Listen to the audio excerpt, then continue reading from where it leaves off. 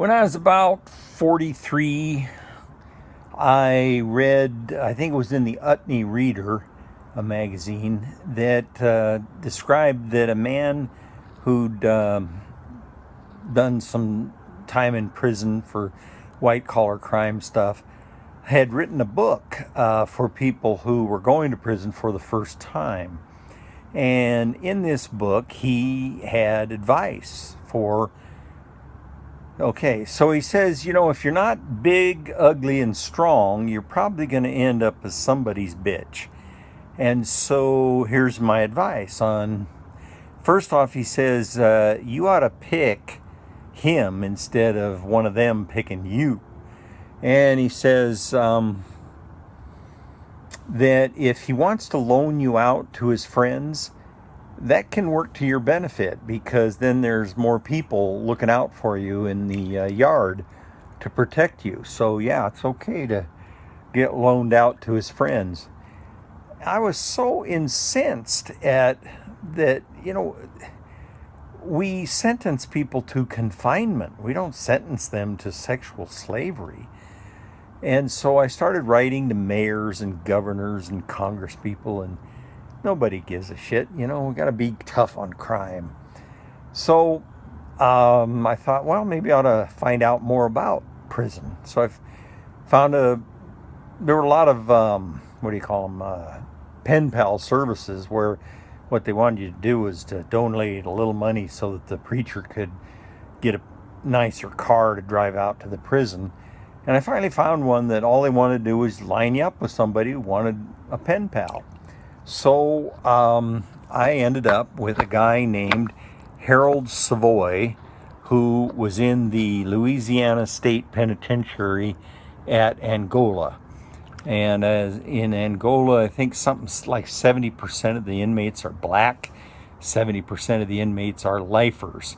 And Harold is a lifer for robbery and rape, and I think also unnatural acts. That's a long story. I don't hold it against him. At any rate, so we began to correspond, pen pals, and then after a while he asked if it'd be all right if he'd call me collect. All right, that's okay. And then after a while he asked me would I send him some money. Oh man, that just was such a disappointment. Sort of pissed me off. That's what this been about the whole time, was he was going to want some money. But I thought, if I was in prison for life, everybody would just forget about me. And heck yes, I would need money for shaving materials and snacks, etc. So I started sending him, I think, $20 a month. And I got tired of running down to the post office to get a money order every month. And so I don't remember what the whole sequence of this was, but eventually now I send him $500 every December. And he says, well, this is good. I got to learn to budget for when I get out. So I went to visit him once, and he had been a bad citizen, so they had him in pretty severe lockdown. And other times when I had visited him, we met in this kind of big cafeteria, and we'd have breakfast and or lunch together, and lots of other people in the room, and I could ask questions about who were these other characters. Some of them were kind of nasty looking skinheads, and but this time he was in shackles, and he was behind this really thick metal screen. I could barely see him. So at the end of and we were limited to 1 hour, which was unusual. So at the end of the visit, I said, Harold, the challenge of your life is that you have a foot on your neck. It's never going away. And the challenge is, does the foot define who you are? Does the foot tell you what you can do with your life? And his eyes just sort of bugged out. So the next time that we had a collect call, he told me that he'd been going around the yard asking men, can you be a powerful man with a foot on your neck? So one time I told him that I wasn't going to be able to take his call the following week because I was going to go to a landmark education course, and he wanted to know about that. And he says, well, teach me.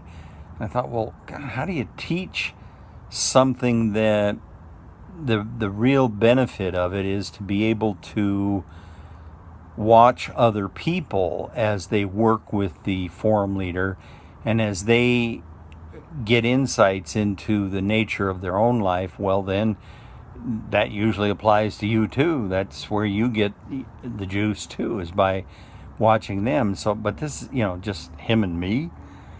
So I said, well, all right, let's try. Well, first off, I said, go find an ant's nest or a wasp nest and just sit and be with them. And as thoughts come into your head, just let them fly on through like wind blowing through a leafless tree. So then later I said, the challenge of your life is that if you're looking for happiness, happiness is a reaction to circumstances. And in prison, you don't get to control your circumstances. So it's pretty darn hard to find happiness when you cannot control your circumstances. You only get to react to circumstances, and so you're going to be unhappy.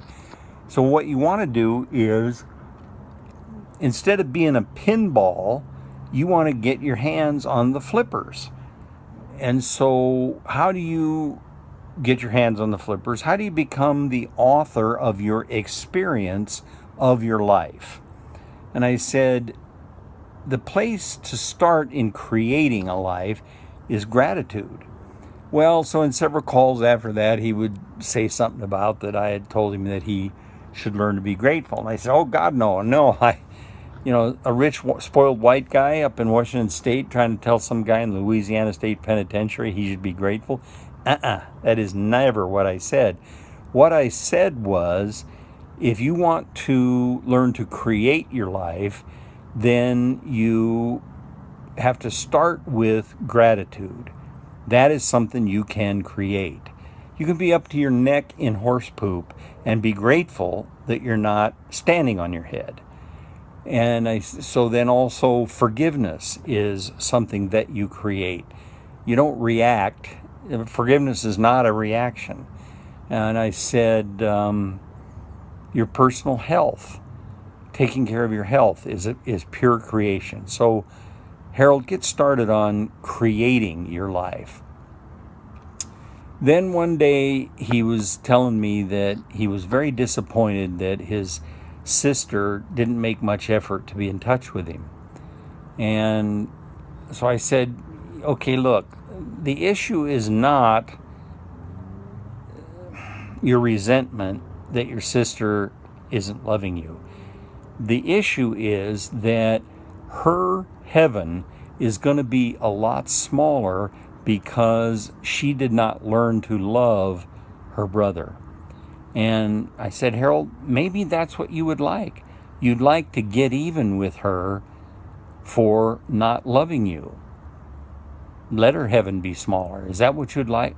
No, I don't want that. And I said, well, then you need to be in touch with your sister to give her the opportunity to love you. I'll be darned, the last time I went to visit was on an Easter weekend, and she came with her husband and their brother, Harold's brother, and they all had a great visit. It was just a real treat for Harold. So it's been a good experience getting to know Harold Savoy, and Donna and I have talked about if we could get him out, that we would let him come live with us. And we've talked about maybe we'd open up a little storefront church. I was thinking we might call it the thrift store church. You come and try it on. If it fits, take it home. And when it doesn't fit anymore, bring it back. We'd have Harold lead the singing, that wild Southern Baptist singing, and he could do a little Bible thumping. And then I would give the historical, economic, cultural context of whatever Bible verse he had picked that day. And then Donna would come in with her Hindu, Buddhist, woo-woo shit. And, people, there'd be something there for everybody. The Thrift Store Church. I hope that you can make it someday.